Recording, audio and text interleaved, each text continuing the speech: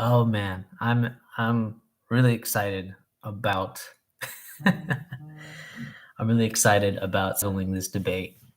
Um, so a lot of the debate between Carl Jung and Freud is that actually a lot of people attribute the Carl Jung and Freud discrepancy, basically by saying like, we can reduce this to like personalities essentially. There's people that sort of have like a natural inclination towards Freud and a natural inclination towards Jung, because a lot of the debate that's been going on, it's kind of hard to reconcile this understanding between Freud and Jung. But actually, I want to introduce, and then of course, there's people that have been trying. There's people that have tried to incorporate or tried to make sense of Freud and Jung, um, and sort of like, kind of give them their place. Uh, but actually, I want to start this a little bit different and talk about points of departure. Okay, and I think this is really important because uh, points of departure.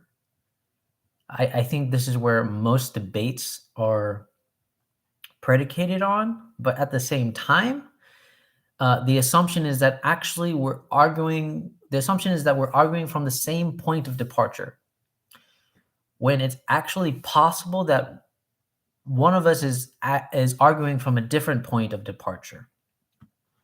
Um, and this can cause, you know, from instead of being a discussion to a debate, you could say. And I was able to, reconcile this because I've been talking to Daniel OG Rose, and there's this apparently infamous debate about, between Muslims and Christians, and probably Christians amongst themselves and Muslims against themselves, a bit between intellect and will. There's a famous debate. I didn't know this until Daniel told me about it. So there's a famous debate between intellect and will. And, you know, in my opinion, I was able to reconcile this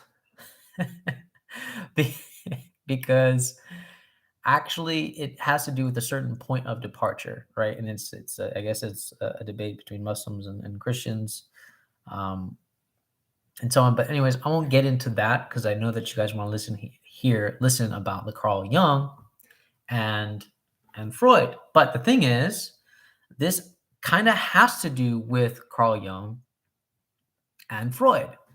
But let me just bring up the mythology of the fall. Okay, so we all know the mythology of the fall is that Adam and Eve do something, and then they get tempted. They eat the apple. So on. They indulge themselves in the tree of immortality, the tree of knowledge, and then they get thrown away from paradise. Right? They get casted down. Okay, so this is where Freud and Jung kind of begin. But let me clarify. In my opinion, Freud starts from his point of departure is fallen man as such. Okay, so fallen man as such, meaning you've been stripped away, you're separated, you did the act, right, the sexual act, uh, and now we must come to terms with that, right? So in my opinion, Freud starts with fallen man as such, and then he is trying to tell you, how do we grapple with fallen man as it is. Um, how do we overcome this rather than and you could say this is this is why Freud looks at actually I won't go into that yet, but okay, so Freud takes the state of man as fallen man as such, and he begins there. Now, Carl Jung, his point of departure, in my opinion, is actually not fallen man as such. I want to say that actually it's before fallen man. So before Adam and Eve do the deed, right? Get tempted, indulge in the tree and the apple and so on. Actually, Adam and Eve are basically theomorphic beings and with a sort of divine nature. Um, so you could say that actually Freud deals with after the fall, right? Fallen man as such. And Carl Jung deals with man before the fall as theomorphic being. So the misconception here is to think that Carl Jung yearns to go back to the Garden of Eden. Actually, what Carl Jung yearns for is for man to realize his theomorphic state, which is by the process of individuation. So basically, he, notice how Carl Jung talks about the self, but it's the self as like not any self that we know. It's kind of like self as God as such. So again, I think the rejection of God and the acceptance of God kind of makes two different departures, right?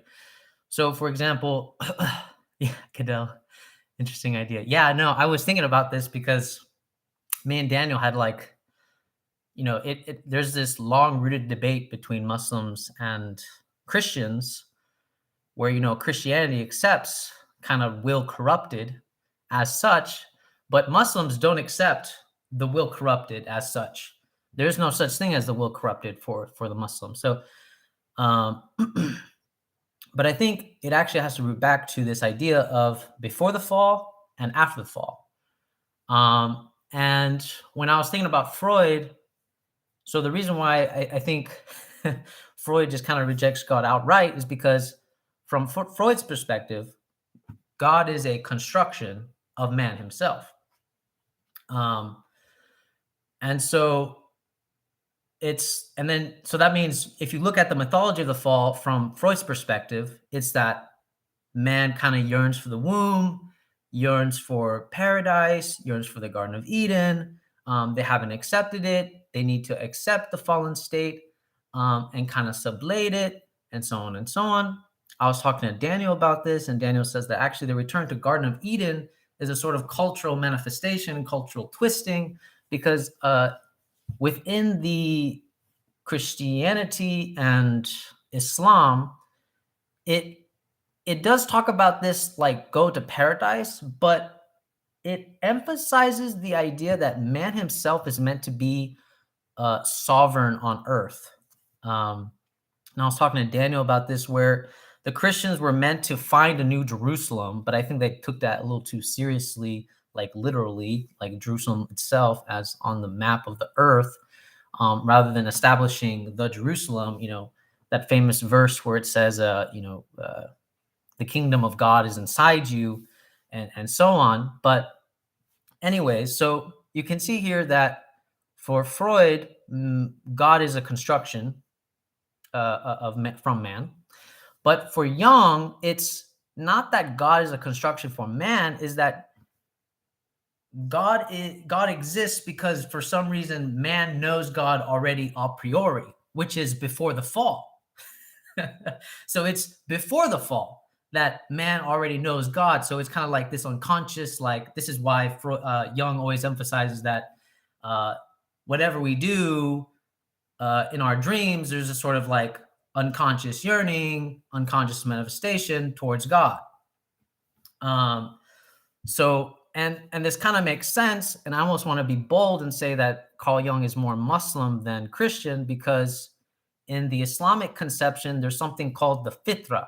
The fitra is the original heart of man, meaning that everybody has an original inclination towards God, except it gets kind of polluted uh, during the course of your development, right? The influence of your parents, other religions, and so on and so on. Um, so you could say Carl Jung is trying to reach this natural fitra, your natural inclination, but also the individuation. Like, okay, so in order to understand Jung, I think you need Ibn Arabi to kind of explain. Oh God, Islamic Jung. Yeah, I think I think it's important that you probably need Ibn Arabi to explain Jung, because if not, then the archetypes are never going to make any sense. And I started realizing this, but so this is how it's going to go. For Ibn Arabi, there is God as a knowable. So there's God that we can know through our anthropomorphic state, which is manifested in the varieties of religions and so on. But then there's like God that can only know God. Um, the thing is that in order to reach this perfect state of man, hence Jung's individuation, you have to sort of assimilate some of the qualities of God, unknowable as such, the unknowable God. Except the only unknowable God that there is, the only thing that we know is the qualities. So, which is the divine names, which are synonymous with God's attributes, mercy, wrath, so on and so on, etc., etc. There's an infinite amount. And so I think this divine names and attributes actually correspond to what Jung calls archetypes, where you have to realize, you have to find your archetype and actualize it, so that way you can individuate. The only problem with Jung is, and this is where I feel like it's kind of short, is that for Ibn Arabi, you can actually have perfect man with multiple differentiations of perfect man, meaning there's perfect man with his own individuality. So there's this paradox where the closer you get to the absolute, yes, find your archetype in the tribe. The closer you get to the absolute, you get you absorb a certain quality of God, which becomes fit to your receptivity. And this is why Ibn Arabi talks about how all the prophets were like differentiations, multiplicities of perfect men, which their own personality, yet they were the closest to the divine. So I think, in my opinion, I don't think Jung could explain this or actually make account for the multiplicity of perfect man as such. But a thousand Platos, yeah. But no, but seriously, I think Freud, again, I think Freud deals with fallen man as such, and this is why it's actually kind of leads into Lacan, and it kind of gets like more more pessimistic and more dark, right? It's lack, it's void, it's it's this idea of like there is no meaning as such. But if you start from before the fall, there is like nothing as such, meaning it's like there is no God outside of us. It's we're inside God. And this is sort of like the inversion. So where it's actually like there is no meaning because we're inside of meaning. uh, but I do think a lot of the difference between Carl Jung is the points of departures before the fall, after the fall. Um, and again, I think it makes sense because the reason why Freud actually makes more sense for civilization is because he's actually dealing with fallen man as it currently is. And I think that's why it makes more sense and makes, you know, it accounts for civilization more accurately, you could say. Um, and I think the reason why Jung feels sort of on the explanatory level lacking is because the only way that you can currently explain knowledgeably the civilization is actually to individuate, right? To become closer, to approximate yourself closer to the absolute, which for Jung would be the self, through the process of individuation, and so on. Jung lack. Jung lack. Let me see. The trap of returning to pre-subjective substantiality. Yeah. So I think I think the whole Garden of Eden thing, like, because me and Daniel were talking about this, I think the whole return to paradise is like a really horrible understanding that's been twisted for centuries. Little individuation. Yeah.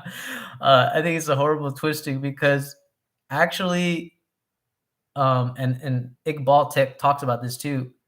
Returning to paradise is just actualizing your theomorphic being. That's it. It's sublating. You could say it's sublimating your fallen state as the original state, which was your theomorphic being. But the paradox is it won't be your original state because you had fallen, and so it's actually a completely different state. It's basically find your Jerusalem from the Christian point of view. It's realize the kingdom of heaven is inside you point of view, and so on. And I think this even roots back to the whole nature nurture debate, where nature is mystified, but in reality, I would interpret this whatever mystical thing of nature that people talk about, like Rousseau, is that actually he's yearning to connect back to the theomorphic being that we had before we fell. The problem is that you can't because you fell. So you have to go through a process of becoming, uh, which is, in the Christianic terms, find your Jerusalem, become the perfect man. That's the, Islamic point of view.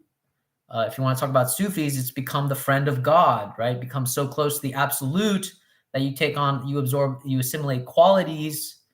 That is basically a perfect personality, but it's a multiplicity of perfect personalities. He said, "Ouch."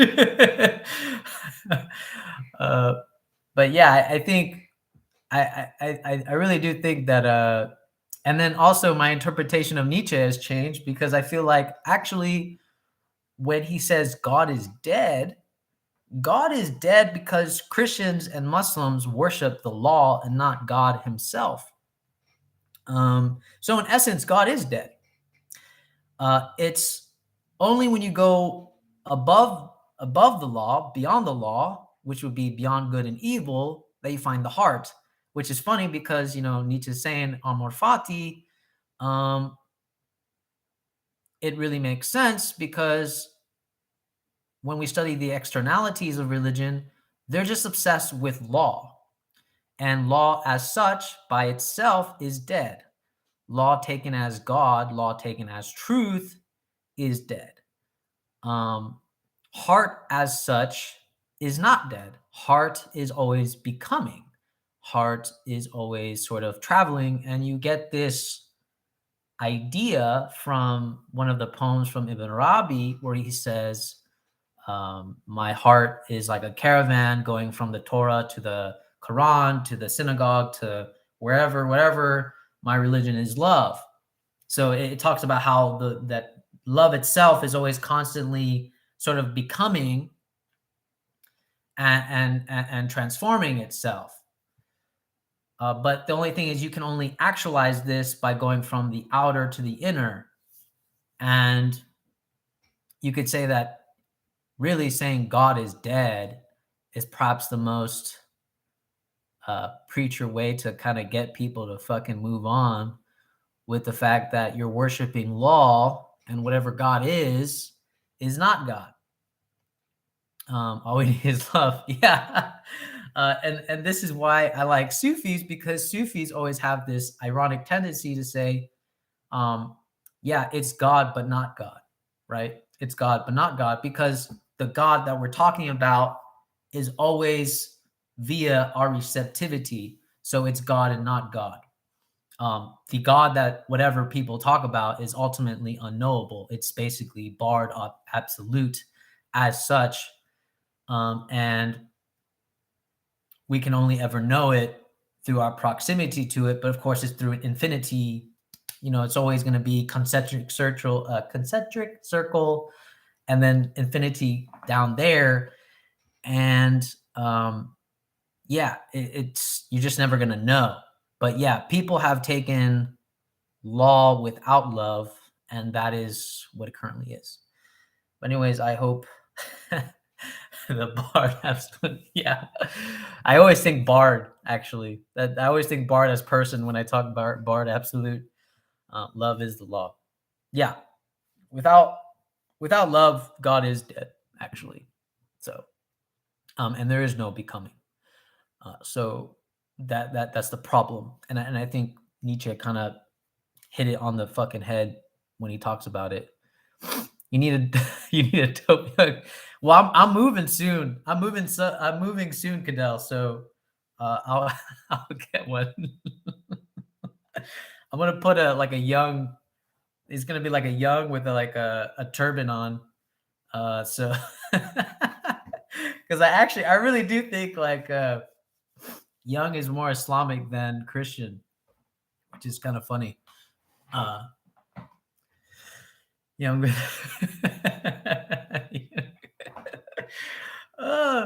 But yeah, again, this kind of rooted back from me and Daniel talking about will versus intellect and how apparently it's been a debate between Christians and Muslims. But the thing is, Muslims have a point of departure from God himself, and Christians have a departure from man himself, meaning will and intellect are basically the same.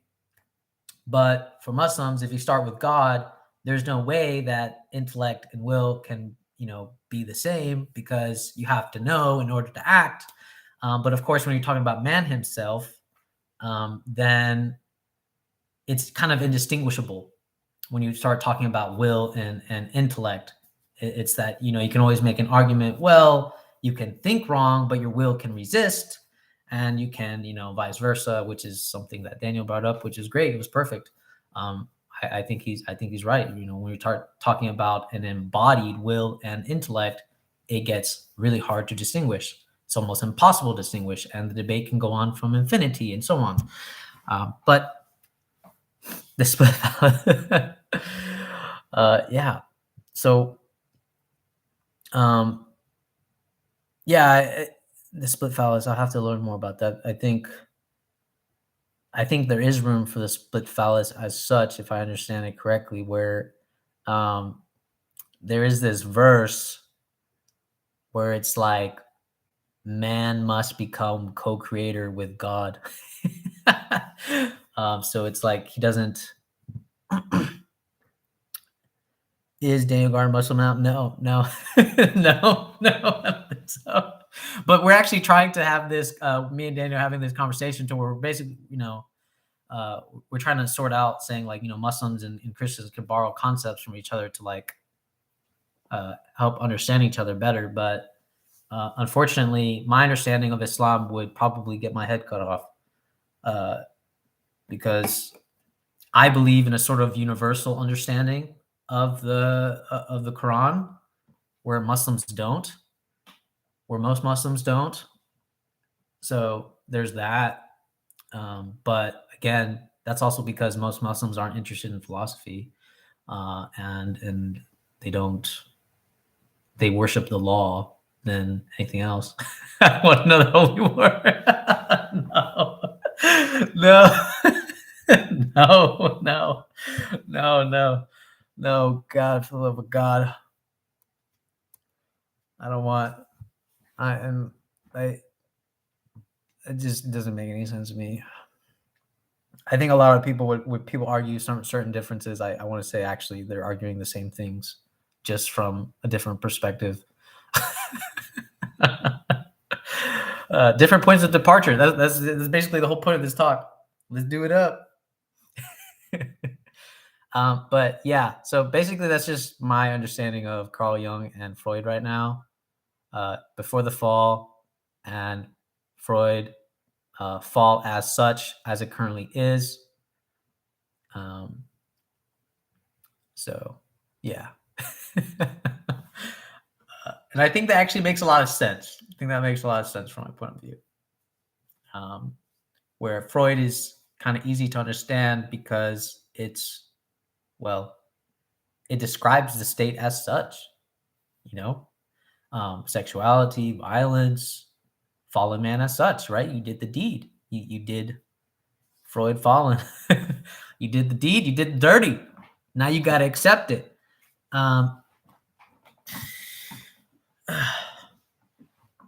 But yeah, I think that's it. But I love that you. I love that you're blowing up the chat. But yeah, dude, this shit came to me like I started thinking about. I was like, oh my god, this is how you can understand Jung and Freud. It actually makes so much sense. Whether people will find it agreeable or not, I mean, hey, but actually, to me, it totally makes sense. Um, Freud fallen, Post Malone. Oh yeah, I like Post Malone. All right. Thank you, Cadell. Thank you for showing up. uh, but yeah, that's really it. That's all I got. After that, I just want to say I think that's points of departures. Freud, Young, God, featuring it. Oh, that's brilliant. That's brilliant. Oh, okay. All right. Take care, Goodell. I'll talk to you guys another time. All right. Bye.